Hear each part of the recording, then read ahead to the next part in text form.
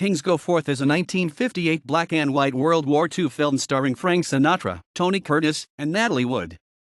The screenplay was written by Merle Miller from the 1956 novel of the same name by Joe David Brown, and the film was directed by Delmer Daves. The plot involves friends of different backgrounds manning an observation post in southern France who fall in love with the same French girl. She proves to be of American Mulatto ancestry. Themes of racism and miscegenation provide the conflict elements between the leading characters, something that was out of the ordinary for films of the time, while the setting during the so-called Champagne campaign remains unique. In the final year of World War II, units of the United States Army are in the foothills of the Alps between France and Italy, trying to dislodge a unit of German soldiers from a supply post in the middle of a small village. First Lieutenant Sam Loggins, Frank Sinatra, is in charge of an artillery observation unit that has just lost its radio man. A truckload of fresh young soldiers arrive, one of whom, Corporal Britt Harris, Tony Curtis, admits to radio training and experience. Harris is immediately appointed the unit's radio man by Loggins. Harris reveals himself at once as a ladies' man and a schemer, acquiring girlfriends, food, and other luxury items. Corporal Lindsay, Edward Ryder, in charge of the unit's paperwork and logistics, reveals Harris's story to Loggins. Harris is the son of a wealthy textile mill owner in New Jersey. In order to avoid criminal charges of trying to bribe a member of the local draft board with a car, Harris has volunteered for combat duty in Europe. Harris does show bravery while rescuing a group of men trapped in a minefield and while attacking a German bunker single-handed, but Loggins still has his reservations about the man. The colonel, Carl Swenson, grants Loggins and his unit leave in the seaside town of Nice. While walking by himself on a quay, Loggins is attracted to Monique Blair, Natalie Wood. They go to dinner, and she explains she was born in America, but has lived in France since she was a small child. She's unwilling to go out with Loggins again. Loggins asks her to meet him in the same cafe the next week at 8 p.m. The next week, Loggins waits at the cafe. Monique doesn't show, and he walks out despondent, only to be asked to have a drink by an older American woman who has apparently been waiting for him. He finds out it is Monique's mother, who was checking him out. He passed, and she takes him to her palatial home to join Monique. The two spend a great deal of time together each time Loggins gets his Saturday night pass. One night he tells her he loves her, and Monique finally reveals to him that she is afraid to get involved with a U.S. soldier because her now dead father was a Negro, and she has seen the general bigotry all American soldiers seem to have. Loggins is confused and leaves, not sure about his feelings. After a week of anguished consideration, Loggins decides to put aside the former prejudices he would have had about Monique's parentage, and goes to see her. She and her mother are delighted to see Loggins. Loggins invites Monique to go out on a date with him. They end up going to a smoky jazz cafe, where they are surprised to see Harris playing a fantastic jazz solo on a trumpet, to the acclaim of the entire French crowd. Harris joins Loggins and Monique at their table, and Loggins is left on the sidelines as Harris and Monique are immediately drawn to each other. Harris and Monique dance closely late into the night. After Loggins takes Monique home, she asks Loggins to tell Harris about her Negro father. Back on surveillance duty of a town where the Germans have set up, Loggins does so, and it doesn't seem to bother Harris. Then the Germans begin shelling their observation position.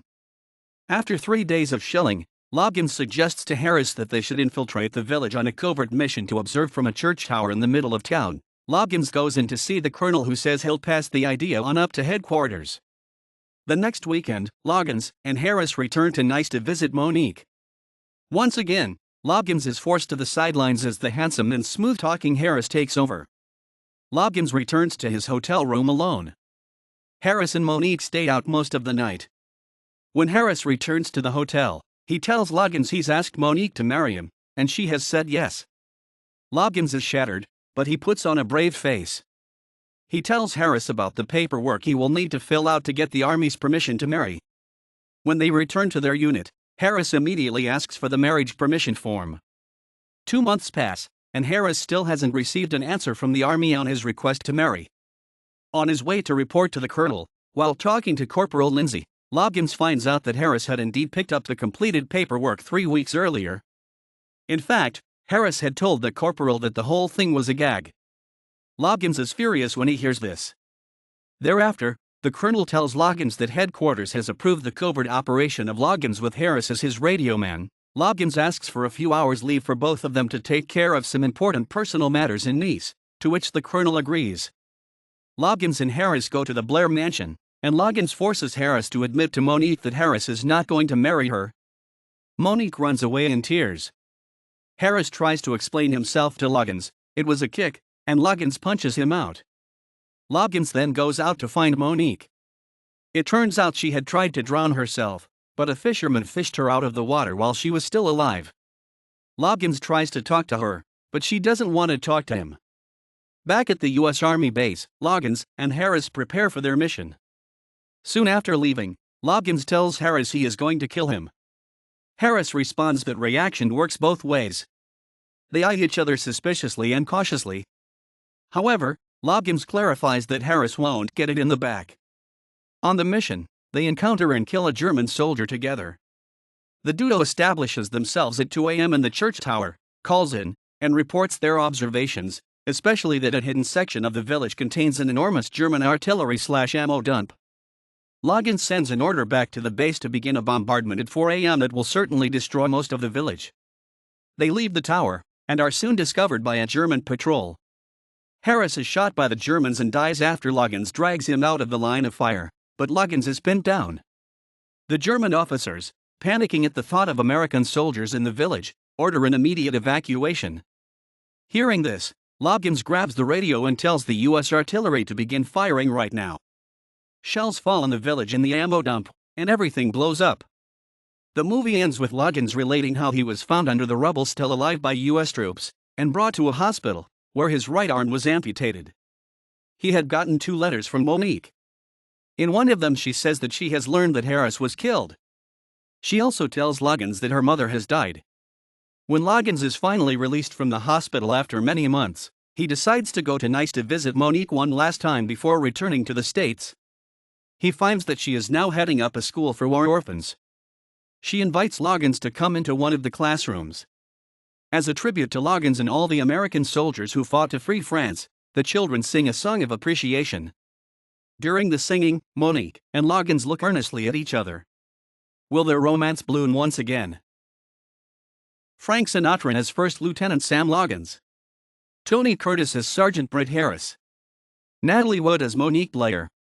Leora Dana as Mrs. Blair. Carl Swenson as the Colonel.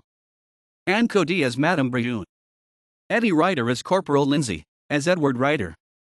Jacques Pert as Jean-François Davant, boy. The music was written by Elmer Bernstein. It includes Frank Sinatra's song Monique, with lyrics by Sammy Cahn. At the U.S. box office, Kings Go Forth was a moderate hit that was received without great adulation from critics, but hardly lambasted.